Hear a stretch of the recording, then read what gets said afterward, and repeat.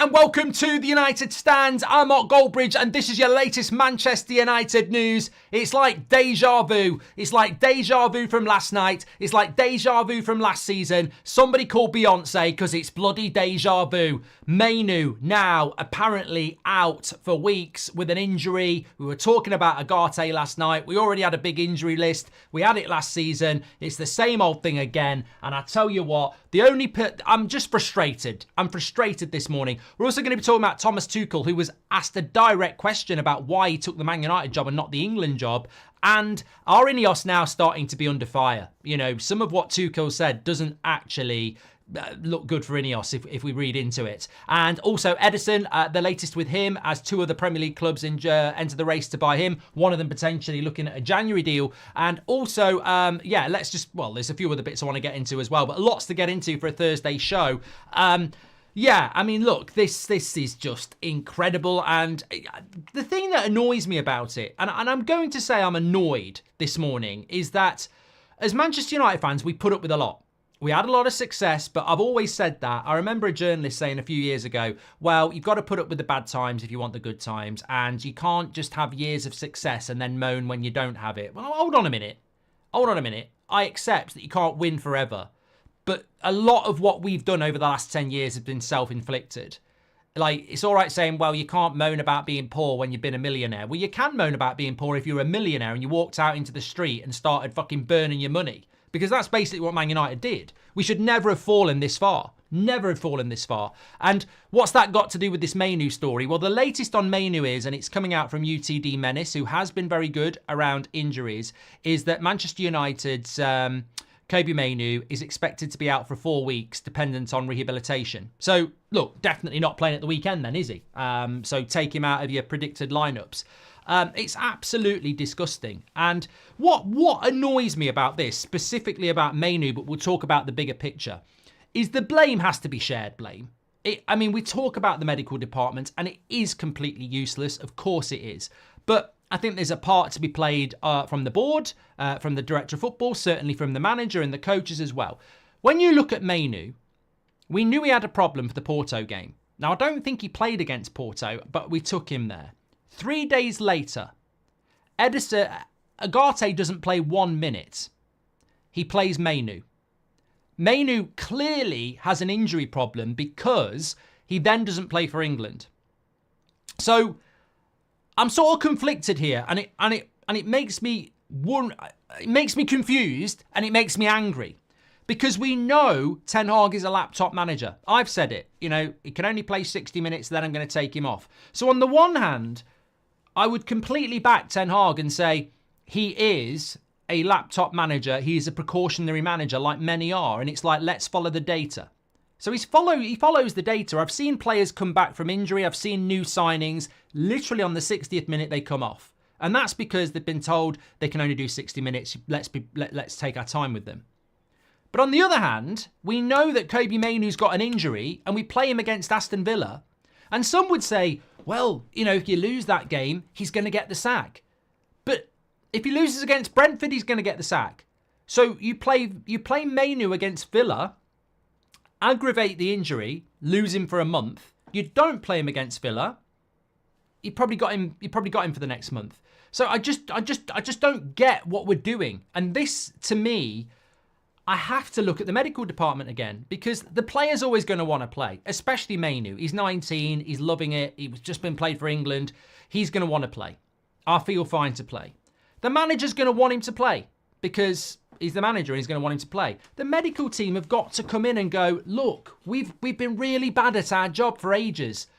Our advice is not to play him. Don't play him. But I don't know whether that advice has come in. I really don't. I don't have the answer on Mainoo specifically, but time and time again, we keep doing this. I mean, Luke Shaw spoke about this back in February. I didn't really feel I should play. The medical team said I could play. And it's just not fair. It's just not fair on us. Ten Hag will get a payoff if he gets sacked. Like, INEOS will still own 25%. The Glazers will still own 50%. The players will still earn hundreds of thousands of pounds a week. As fans, I heard we might have 11 injuries for the Brentford game. 11. I mean, I don't know what that 11 is, but it's absolutely incredible to me. And you know what as well? I was thinking about this before the show this morning. I've just recorded a video about England and the reaction to that that's going to go up on That's Football, so I'm quite het up anyway. But I was thinking about this morning. When you look at our injuries, it's not unlucky. It's actually really predictable. Kobbie Mainoo was always going to get injured. Since he's implemented into the team a year ago, he's had no break. He's 19. He's had no break. He's been playing midweek, weekend, midweek, straight into the Euros, straight back into a Man United side. It was so obvious that 19-year-old player whose body is still growing, being played too much, is going to pick up a muscular injury at some point. Who's predicting this? If I can predict it and you can predict it, why are United not predicting it? It's so obvious that at some point, Mainoo is going to get an injury. The only way to deal with it was to start resting him a little bit. I mean, he's not had the best start to the season anyway. I think he's a fantastic player, but he's looked burnt out ever since the first game of the season. I think it was it Fulham or Brighton, where after 70 minutes, you could visually see him just falling off. So Mainoo was always going to get an injury if we didn't manage his minutes, which we haven't done. Maguire's been injury prone over the last 18 months, so he was going to get injured. Lindelof is the same. Casemiro will get injured at some point. I know he's not been injured yet, I don't think, but he will get injured, and so will Ederson, based on the last 2 years and their age. So that's 5 players I know that are going to get injured straight away. Sure, Malacia, I mean, bloody hell, if you don't know they're injured, Specsavers can't help you. I mean, you just can't see. That's 7. Mount's always going to keep getting injured. That's 8. Rasmus has got a few injuries last season. That's 9. I'm trying to think if I mean, Martinez is coming off a year out, probably going to get secondary injuries. So I can get to 10 players out of that first team squad straight away that I know are vulnerable to injury. Doesn't mean they're all going to get injured, but they're vulnerable to injury. Because I was just sat there this morning trying to figure this out, going, are we cursed? I'm reading some of the comments last night and people are going, we're cursed, we're cursed. And then I thought, nah, I don't believe in that. What is going on here? And actually, when you go through our squad and you put a percentage of how likely they are to get injured, you suddenly start to realise why we have an injury crisis. Because we've got a lot of players that are, if they get injured, you go, well, I can see. I understand why, to be honest. He's injury prone, he's injury prone, he's injury prone, he's over 30, he's injury prone, he's had a bad injury, he's over 30. There is a big list of players that are very much on borderline of injury.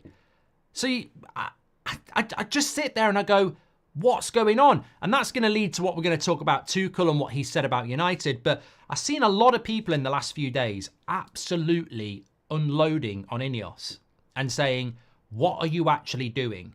People are starting to say things like they're a front for the Glazers. That they're actually not here to do new things. They're a front for the Glazers. It's a bit like Ollie. Ollie came in and rescued the Glazers, and he was a nice guy for 3 years that protected the Glazers. Is that what Sir Jim's here to do? I don't think they are here to do that. I don't think they are here to do that. But I've seen people go, well, look, they're going to knock Old Trafford down and build a new stadium. If the Glazers did that, they'd never get the bulldozers in because there would be protests that the Glazers are knocking down Old Trafford and building a new stadium. You get somebody to come in and front it with a smile on their face and a local lad, you can knock, oh, let's knock it down, let's do it, yeah? So a lot of people are starting to go, I'm starting to think INEOS aren't as good as we think they are, that they actually are working with the Glazers and not a lot's changing. I don't necessarily agree with that. I think it's too early days. But what I would say on that is everybody's entitled to an opinion and INEOS need to wake up to it. People are starting to talk. I heard somebody, I saw a tweet last night where somebody said, if Ruud van Nistelrooy gets this job, he's just another Ollie. He'll do anything they want because he's grateful for the opportunity. And look how that went.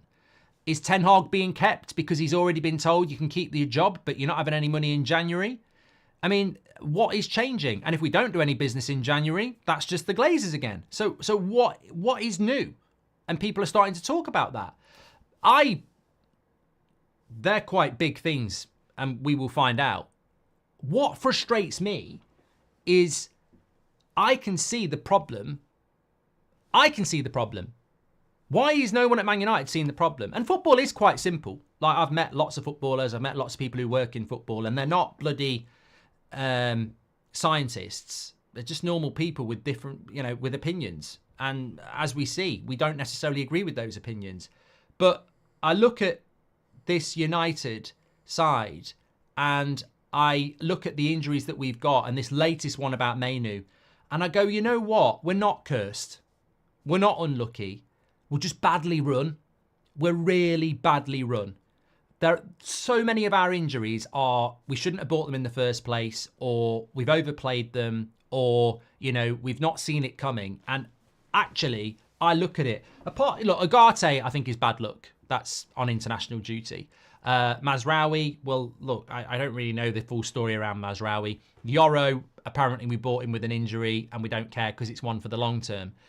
But all the other injuries, I think, are completely and utterly understandable. And as I said, Mainoo being out for a month is just devastating. Absolutely devastating. But actually, can we sit there and go, we're unlucky? The lads played consistently since Christmas last year to today. And we're surprised that he's got a muscle injury and he's out for a month. I mean, he's 19 and he's basically been playing every week for the last 10 months and went to a Euros tournament. It's not surprising that he's picked up an injury. It really isn't. In fact, I'm surprised he hasn't picked up more. It's not. It has to change. It has to change. And whether the manager changes or not, this has to change. We've got to get a grip on this. You can't keep players that are injury prone and keep expecting a different outcome. And as I said last night about Agate, what's happened with this recent injury crisis is it started with the left backs. We haven't got any left backs. It moved into the midfield. It moved into the defence with the likes of Maguire. And obviously Yoro's been injured from the start of the season.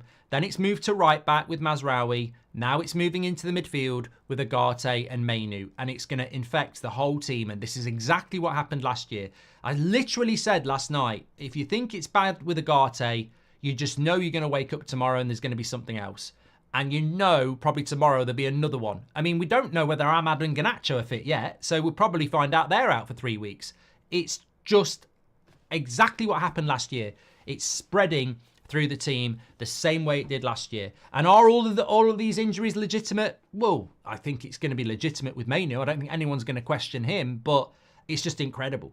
Well, here we go again, says Mad Max. As a Kenyan, I'm 72% sure that there is some sort of curse against our club. Some of us knew this would be our position under the sun, let alone INEOS. Total takeover, or we'll be here next year, says Mad Max, who sounds mad. Rory C says, Ten Hag is now in survival mode. He's gambling with players who are not ready fitness-wise to try and save his job, even though that's bad for his long term, says Rory. Well, I actually do agree with you on that, Rory. I mean, I don't know the situation with Mainoo specifically, but that one, you've got to scrutinise it and go, he was injured before the Villa game. We've played him in the Villa game and now he's out for a month. Did we need to play Mainoo against Aston Villa? My recollection of Mainoo this season is that he's not actually been that good. I'm not saying he's been bad, but he's been probably 6. Could we have not just played Ederson and Casemiro in that game and looked longer term with Mainoo? Or did Ten Hag literally say, I'm picking him because I'm trying to save my job? Who knows? I don't know. Rabiot and Amrabat was the most logical decision, says Kyle. We are not cursed. We make bad decisions. And Alta says, I fully agree with people calling out INEOS. There is no accountability from them. Ashworth or Wilcox need to put out a statement about this, says Alta Dev. You know what? I'm not going to jump on that bandwagon. I will happily talk about it, of course. But Sam says you're contradicting yourself. I don't know what I'm contradicting myself on, Sam. I'm more than happy to respond to me contradicting myself, but please tell me how I've done it. But going back to that point about INEOS, I'm more than happy for people to throw in reasons why they're becoming pissed off or suspectful of them. I, as I've said, am backing them because I don't think they've been here long enough yet. But what I will say is the obvious triggers will be if we don't do anything in January, oh, there's no value in the market. Hello, welcome to the Glazers. You can't be a front man for the Glazers. We know what the Glazers are. What INEOS have to do is what they said they would do is something new. Show us something new. Show us something different. And if you do what the Glazers do, then you are the Glazers. And that will take time for us to understand that. But some people are saying that now. I look at what they're doing and I don't just want puppets. I want personality. We have a technical director in Jason Wilcox. We have a director of football in Dan Ashworth. We have a CEO in Omar Barada. They're all football imprints, right? They're not Richard Arnold or Ed Woodward. I want to see the model that I see at Dortmund and I see at Bayern Munich, where CEOs are talking, where sporting directors are talking, and managers are talking, but they all collectively are updating and communicating. They are capable of doing that. We need more of that because there are huge issues that if I was INEOS, I'd be fuming about the injury thing. I'd be like, this is last season's problem on my watch. And that goes back to what I was saying before. You can't have that. You cannot have last season's problems on your watch because last season's problems were Glazer problems and that now they're happening again. This injury crisis has to stop and they have to figure out what's causing it. I personally think it's because we have a collection of players that are injury prone. Unfortunately, we've got a few players in their early 30s who are coming towards their end of their careers, who've predominantly played at the highest level for a very long time, and they are picking up the sort of injuries you would expect when they are having to play a lot of football. We've also got a few players coming off the back of bad injuries. Martinez has been out for a year. I would not be surprised if he gets injured soon. Obviously, we know about Shaw and Malacia. Mainoo is a young player who's been overplayed. He picks up an injury. So I think, Rasmus is 21. He was 20 when he came to Manchester United. We had no other striker. Overplayed, started picking up muscle injuries. We'll say it's fair enough for Mainoo, but look, I will admit Rasmus could be injured again in the next 2 months because last season he played a lot of football at 20 years of age because we had nobody else up front. Running around like young players do, he ends up picking up injuries. And the same things happen to Mainoo as well. 12th Man Toon says, Mark, where do you actually think Man United will be at the end of the season in terms of manager and league position? I would like to think we will still have Ten Hag in charge. We'll have won the Europa League and finished probably 5th or 6th. Realistically, you could flip that around and say Ruud van Nistelrooy will be in charge, we'll win nothing and finish 8th. I don't see top 4 at the moment. It's not impossible, but I don't see top 4 at the moment because we're in a very similar position to where we were last year, where it's very hard to see when you're going to get your best team out again. Like, we need a left back. When are we going to have a left back? We need our midfield to be fit. When are they going to be fit? We need our centre backs to be fit. When are they going to be fit? So there's a lot about Man United at the moment that's just game to game. Survival, like Rory said. I told you years ago putting the 7 on Mount would bring all sorts of unexplainable bad luck. You called me a knobhead, says Parker. Well, if I did that, I apologise. It doesn't sound like me, even though it does. I don't know about that, Parker, because I the minute somebody reminds me that Mason Mount is a number 7 for Man United, I lose my shit, and I lost my shit at the time. So I might have called you a knobhead for saying bad luck. I don't agree with the bad luck. I don't agree with the bad luck. What did I say to you a few minutes ago? Look at all our injuries. You can find an explanation for all of them. Age, injury prone, overplayed. Not many of our injuries are bad luck. Most of our injuries you could see a bloody mile off. And that doesn't necessarily reflect badly on Ten Hag, by the way, because we can't sell players. Casemiro, Ederson, Maguire, Lindelof, all 4 of those players we tried to sell in the summer and we couldn't do it. Again, INEOS are meant to be showing us something new. We keep players we can't sell. Glazers. There's a lot of things there that at the moment I look at it and go, injury crisis, players that we couldn't sell, nothing happening in January. There's a lot of things that have been happening, but I'm still locked in on INEOS are going to show us something new. Well, show us something new. Show us something new. I wonder if injuries improve under a new manager, says Robert. I don't think they do, Robert. I think that's just way too simplistic because A new manager can't make Mason Mount not injury prone. A new manager can't make Harry Maguire not injury prone. A new manager can't make Lindelof not injury prone. A new manager can stop playing Mainoo as much and stop him getting injured. Yeah, you could do that. A new manager is not going to sort out the left back situation. They're both injury prone. You know, so I don't think the injury problem is specifically on the manager. I think it's a bigger picture at Manchester United. It's recruitment, it's retention, it's the medical department, it's the coaching. Of course, everything contributes to that. But I don't think it just changes because of the manager. I think a lot of people want it to, but that's just so illogical. It's so illogical because there will be lots of other factors in it as well. Where I think Robert might be right is that a new manager, we might have less injuries because some people want to play. We can never prove this one, but I guarantee you it's going on. There will be people who just don't fancy it. I'll be back in a couple of weeks. That can change, definitely. Olu says, I worry that Garnacho will be injured soon. Mate, he might be injured now. I don't know. Alta says, Mark, you spoke about Ten Hag being the fall guy for everything last season and INEOS not helping. INEOS have not done anything to support him again. Well, they've kept him in a job, I suppose. That's one thing they have done. Anyway, let's move on. This would probably been the lead story, actually, if it wasn't for Mainoo. So Thomas Tuchel has taken the job at Manchester United. I've also got to talk to you about Ederson and the race for him as well. Also a bit about DeMarco, if you remind me about him in Italy as well. A bit of transfer stuff. But Thomas Tuchel was asked a direct question yesterday about why he opted for England over Manchester United. And he apparently was a little bit lost for words for a moment before recomposing himself and saying, because the idea and the way it was sold to me by England presented, it was very fast, it was very exciting, it was very confidential, and it was very trustful. That is in response to why he didn't take the Man United job over England.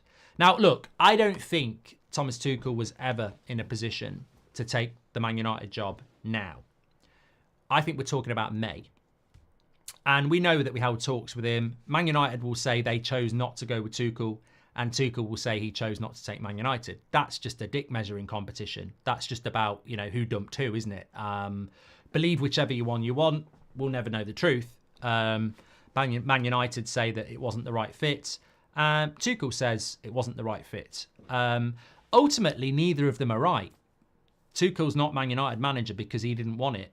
And Man United haven't got Tuchel because he didn't want to do what they wanted either. So it doesn't really matter who turned each other down. The reality is they couldn't fit. But what is interesting from Tuchel's side is that basically he's taken the England job because they were fast, exciting, confidential and trustful.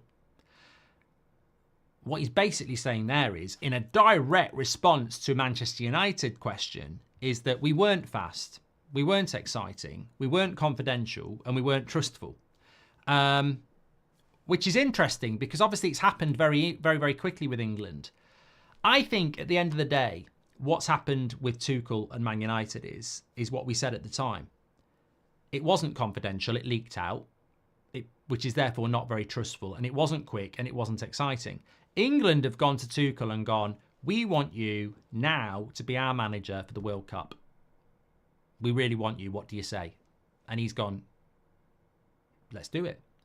Man United have gone, we're looking at you, Thomas, and we quite like you, but if we took you, because we are talking to other people, and we might keep Eric, if we took you, we wouldn't want you having much say on transfers. You can have a say, but you wouldn't have a total say. We would be in charge of that.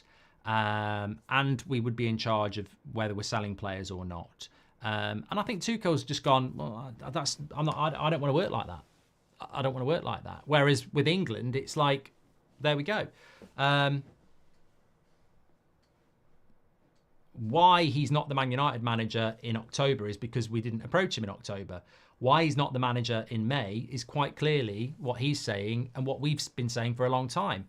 It's just very clear that Man United want to run their football club in a different way now, where the board of Wilcox and Ashworth and Barada have more power than the manager over recruitment. And as a manager, some managers will be comfortable with that, some managers won't. And I think Pochettinos of this world and the Tuchels of this world probably aren't excited about going to work at a football club where you will be absolutely blamed for everything. And if you're going to get the blame, you want to have some control. And I think that's what it's all about. Rob Brown says Tuchel is a knockout specialist, to be honest. Fantastic for England, average for United. Daniel Sturtridge says, Mark, Neville had Howard Webb on Stick to Football. Absolute joke how far each other's arse they are. Absolute disgrace. Mate, get ready for my video on That's Football at about 11 o'clock. I've not held back. I love what we do. I love the community that we've built. The mainstream are cowards and they're mates rates. And I've said that for ages. And if any of them want to sit down and try and sit me down on that, I'll take up that offer any day of the week if it's an interesting conversation. But they won't do it because it's always been mates rates. And when we're talking about the PGMOL, how you can have Howard Webb on, smiling and having a little chat, when that guy has presided over destroying football for the last 18 months. And it's like, come on the show, Howard. Let's have a little chat about this, that and the other. They've absolutely destroyed so many football fans' viewing experience over the last 18 months, whether it be Liverpool fans, Arsenal fans, Wolves fans, Man United fans. I think about the Manchester derby last year and that ridiculous penalty that was given from Rasmus on Rodri that you see happen 20 times a game and VAR goes, that's a penalty. Like, the fact that you're inviting the head of that organisation on and having a coffee with him and smiling, they're absolutely destroying the game of football. But this is what I always say about the mainstream. I've experienced it myself, and that's why I push back on it now, is that they're all in it together. They're all having little meetings. Oh, how can we help each other? They're a bunch of jokers, absolute jokers. And as we saw yesterday, their opinions on the England manager having to be England just exposes the dinosaurs they are. Which is why I'm so grateful for this sort of thing. We disagree, but at least we have the conversation. We need a Pogba or a Vitina in the midfield, says Job. I don't want Paul Pogba, mate. The Paul Pogba stuff. Look, I like Pogba. Do I want him back at Man United? Absolutely not. I would never take him back at Man United. He literally said he didn't want to be here for 3 years. Forget it. I would never take that back. He's had his time. We need to move on. Thank you very much for this, for that. Okay, let me talk to you about Ederson. Hey, Rob says they're the white trainers brigade. There's nothing wrong with white trainers. They've just ruined it. I don't wear my white trainers anymore because of them lot. Has a Serie A player, Barada Ashworth Shajim on the bench as Ian Stanfield. Will Tuchel, okay, we're not talking about England. We need Ollie. No, we don't. Pogba's time has ended, but he was legendary, says Guti. I think that's a fair comment. What do you think the midfield will be at the weekend, says Nick. I think we're going to go back. I think there's only one midfield I can think, mate. It will be Casemiro, Ederson and Bruno, which is, funnily enough, the midfield that got us third place in a Carabao Cup 2 years ago. But that was before Andy Carroll on Ederson, and that was before Casemiro lost 50% of his pace. So if I'm Brentford, I'm rubbing my hands together. I'm absolutely rubbing my hands together because it's not just the midfield that's weak. We haven't got any bloody fullbacks. We're probably going to have Johnny Evans at centre-back, deservedly, but that's not the vision from the summer, is it? We'll probably have Johnny Evans at centre-back. Our right-back and left-back won't be in their natural position. Our midfield is decimated. It's going to be tough. It's going to be really tough. We've got to win on Saturday, but it will be tough. Delo is fit, Rocket Game, but what I'm saying is he'll probably be playing at left back, and it'll be probably Lindelof at right back. Delo is the first choice right back. Yeah, but he won't play at right. People don't listen, do they? They don't listen. We haven't got any proper fullbacks when your right back is playing at left back because you haven't got a right back or a left back. Delo at left back ain't Delo at right back, in my opinion. Let me talk to you about Ederson. A little bit of transfer news to maybe lighten the mode a little bit this morning.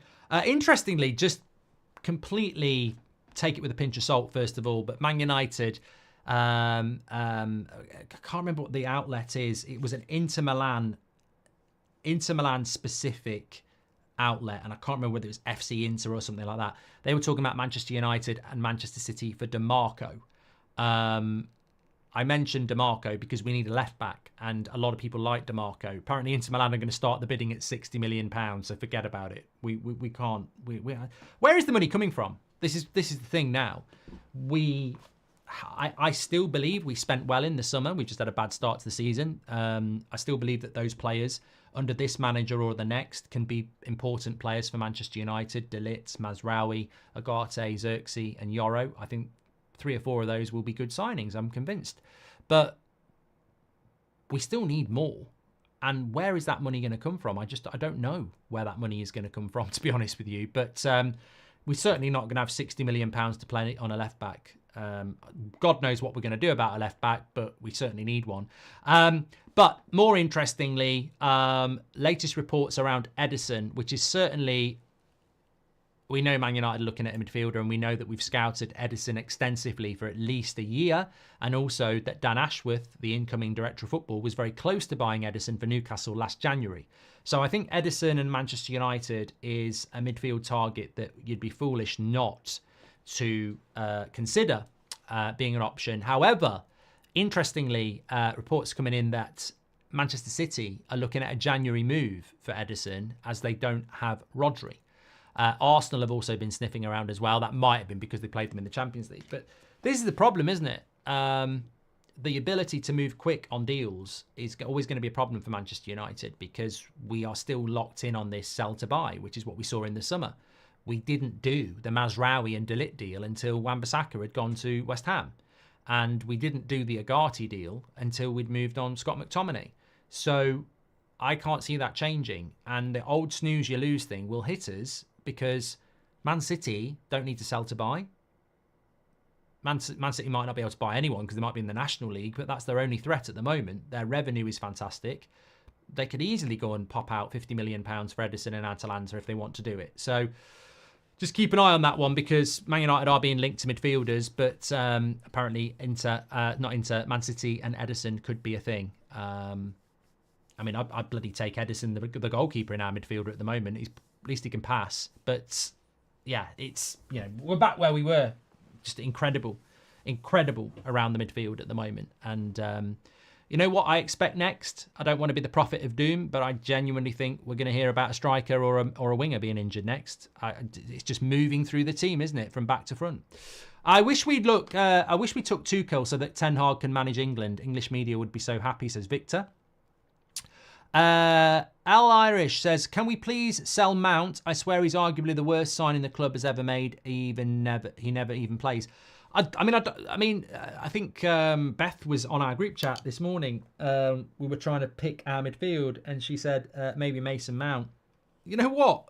If Mason Mount was fit, I wouldn't mind Mason Mount playing against Brentford because at least he's mobile. But Mason Mount and fit, no, it's like bloody James Corden and fit, isn't it? He's not going to get fit for Saturday. It's just not going to happen. And I think that we might be shocked by Mason Mount. Maybe he is back in training. I mean, there was meant to be a press conference for Erik Ten Hag today. It's been put back to tomorrow for some reason. So something's going on at Man United today because there ain't no way that Manchester United are going to have a press conference on a Friday, the day before a Saturday game. We've been having it on a Thursday all season. So they've moved that press conference for some reason. I don't know why. It was meant to be at 1:30 today. So we're not going to even get many injuries. I mean, look, they might have moved that press conference on purpose because they don't want to be asked about injuries 2 days before the game to give Thomas Frank time to react to it. I don't know. But, I'm not saying that Mason Mount won't be available on Saturday, but again, it will be laptop says he can only play an hour anyway.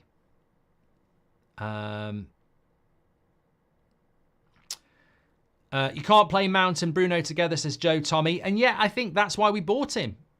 I do. I think the whole point was to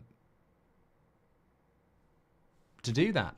I think we should accept we're mid-table club. I'm not accepting that, Annie. No. We need youth players out there. Come on, mate, says Reece James. Yeah, but the thing is, look, a lot of people in the chat are talking about Collier. And I like Collier. And I think he's got the mobility. But you're throwing in a young player into an environment that could sink or swim.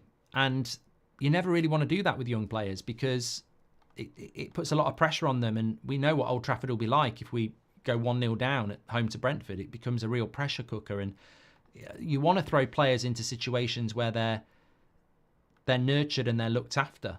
And I don't know. Look, Collier could play at the weekend. I quite like the player. I think he's got a lot of the attributes that you would want.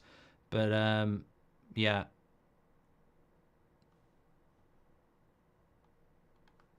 Look, you know what? I'm just tired of I'm tired of feeling like this as a United fan. And I think yet again, we are the victim, aren't we? Because we've got, as fans, this blind loyalty and passion to the football club that we love. And there's nothing worse than injury crisis. And there's just something about an injury crisis that just is very demoralising. Because you in your mind, you want to go, we'll be fine. But you know we won't be fine. And you know it will be used as a reason. And I can't be arsed with that being a reason again. Because we had it last season, all season. And it gets very toxic very quickly. Because people are like, oh, I've had enough of this. And then you sort of like go, yeah, but it can't be a reason.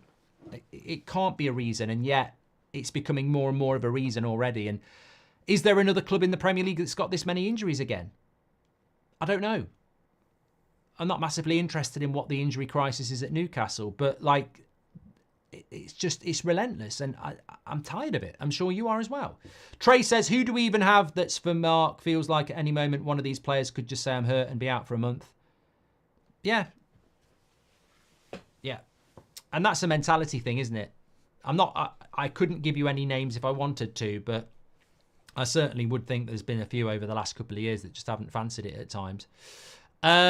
I hate injuries for the obvious reasons, but also due to us not seeing Ten Hag with a fully healthy or at least starting team.